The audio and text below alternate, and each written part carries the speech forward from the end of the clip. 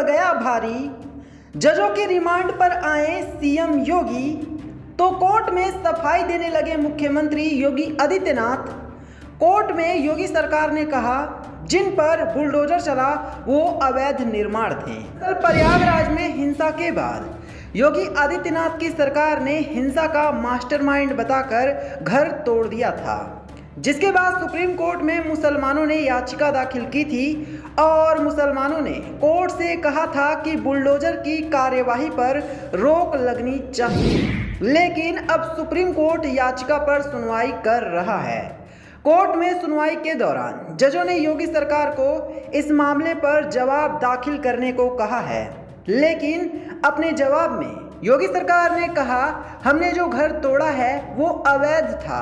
यानी कि योगी सरकार का कहना है कि जिस घर पर बुलडोजर चलाया गया था वो गैर कानूनी था।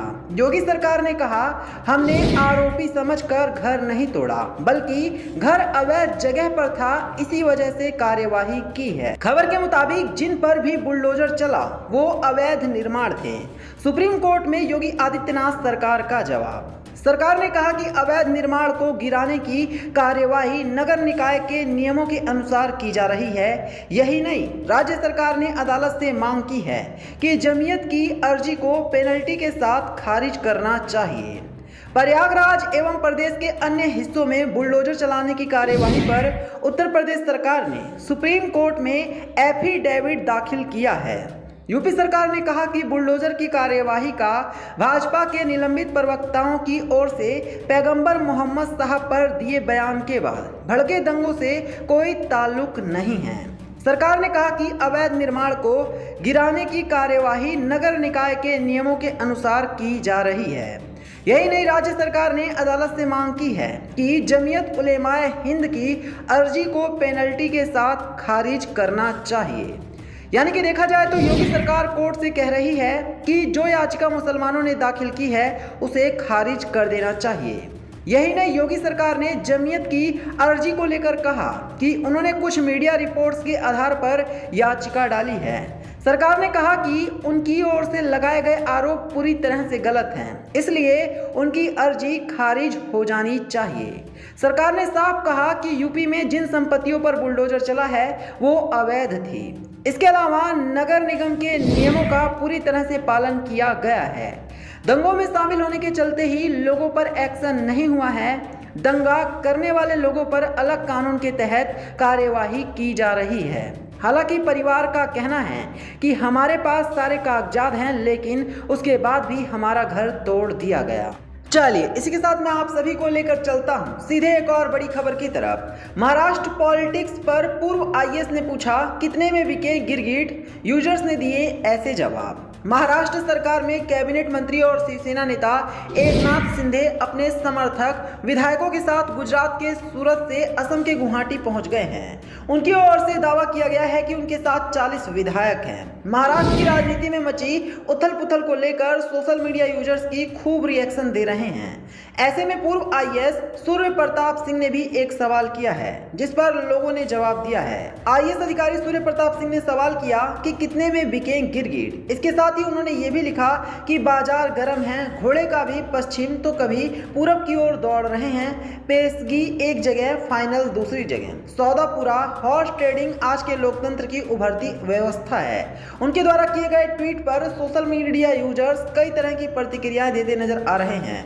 लोगों ने जो जवाब दिया है चलिए उसके बारे में बताते हैं। तो अतुल नाम के यूजर ने कमेंट किया कि कांग्रेस वालों से ज्यादा बोली लगाई गई होगी। सतीश चंद्र मिश्रा नाम के एक यूजर ने लिखा 2019 में इन्हीं गिरगिटों का पूरा गैंग जब राजनीतिक निर्लजता निकृष्टता खेसारी के समान ध्वस्त करके सरगना सहित दिखा था तो खुशी से सब झूम उठे थे। जब पलटवार हुआ तो इसकी आंतें ऐंठ रही है। मुकेश सोनी नाम के यूजर ने कमेंट किया ये सब तो आरएसएस वाले करते हैं।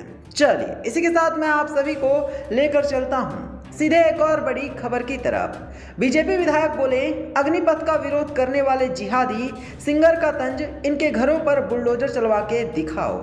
देश भर में हो रहे अग्निपथ योजना के विरोध पर बिहार बीजेपी विधायक हरिभूषण ठाकुर ने प्रतिक्रिया दी है।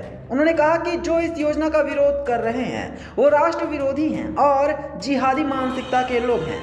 हरिभूषण के इस बयान का वीडियो ट्विटर पर शेयर करते हुए संगीतकार विशाल ददलानी ने तीखी प्रतिक्रिया दी। उन्होंने लिखा, जो सवाल करे वो जिहादी।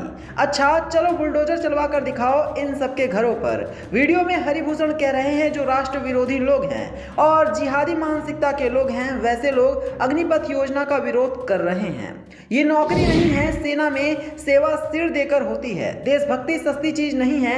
विशाल के ट्वीट पर तमाम लोगों ने कमेंट्स किए हैं। आयुष नाम के यूजर ने लिखा, सवाल हिंसक होकर किया जाता है या शांतिपूर्वक प्रदर्शन करके। ये जाहिल मानसिकता का सपोर्ट करके आप भी जाहिल ही लगते हो सर। इज्जत चाहिए तो कम से कम सही बातें तो करो, वरना कौन गंभीरता से लेगा आपको। राजेश नाम के यूजर ने लिखा, लगता है संगीत में पैसा कम मिल रहा है तभी फालतू ट्वीट करके 2 पैसे कमाने की कोशिश कर रहे हो। तो जिस तरह से विशाल ददलानी ने अपनी बात रखी है उसके बाद फैंस का गुस्सा फूटा है और लगातार लोग भी तरह तरह की बातें बोल रहे हैं। लेकिन आपको बता दें, भारत सरकार की जो अग्निपथ योजना है इसका पूरे भारत में जोर शोर से विरोध हो रहा है और जो हमारे देश के युवा हैं जो अभी हाल ही में आर्मी में ज्वाइन करने का सपना देख रहे थे वो अब बहुत ज्यादा परेशान है और ऐसे में रोड पर आकर वो सरकार के खिलाफ धरना प्रदर्शन भी कर रहे हैं। चलिए बात करेंगे एक और बड़ी खबर की। असम के सीएम की पत्नी ने मनीष सिसोदिया पर किया मानहानि का केस, मांगा 100 करोड़ रुपए का हर्जाना। जी हाँ, दिल्ली के आप सरकार की मुश्किलें खत्म होने का नाम नहीं ले रही हैं। अब डिप्टी सीएम मनीष सिसोदिया के खिलाफ मानहानि का केस दर्ज हुआ है। डिप्टी सीएम मनीष सिसोदिया के खिलाफ असम के मुख्यमंत्री डॉक्टर हेमंत बिस्व शर्मा की पत्नी रिंकी भूया शर्मा ने मंगलवार को मानहानि का केस दर्ज कराया है। गुवाहाटी के सिविल जज की अदालत में रिंकी भूया शर्मा ने मानहानि का सिविल केस दर्ज कराते हुए 100 करोड़ रुपए हर्जाने की मांग भी की है। बता दें, मामला लगातार बढ़ता जा रहा है। असम के मुख्यमंत्री हेमंत बिस्व शर्मा की पत्नी रिंकी भूया ने मंगलवार को पीपीई किट मुद्दे पर दिल्ली के डिप्टी सीएम और आप नेता मनीष सिसोदिया के खिलाफ 100 करोड़ रुपए का मानहानि का मुकदमा दायर किया है। इस मामले में 22 जून को गुवाहाटी हाई कोर्ट में सुनवाई हो सकती है।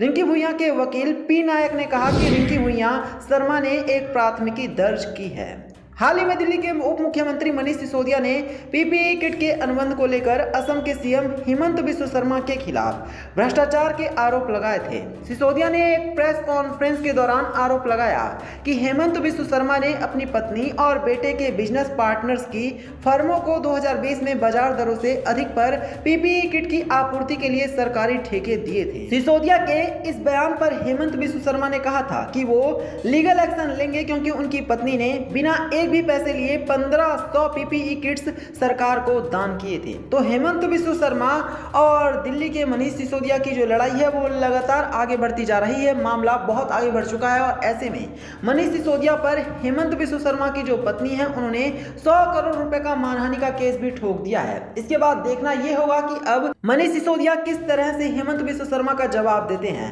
आपको बता दें, इनकी लड़ाई जो है वो बहुत लंबे अरसे से चल रही है और ऐसे में ये लड़ाई अब एक ऐसे पड़ाव पर पहुंच चुकी है जहां दोनों खुलकर एक दूसरे पर वार कर रहे हैं। और इसके अलावा हेमंत बिस्व शर्मा ने सीधे सीधे दिल्ली की सरकार का पोल खोलने की भी सोच ली है।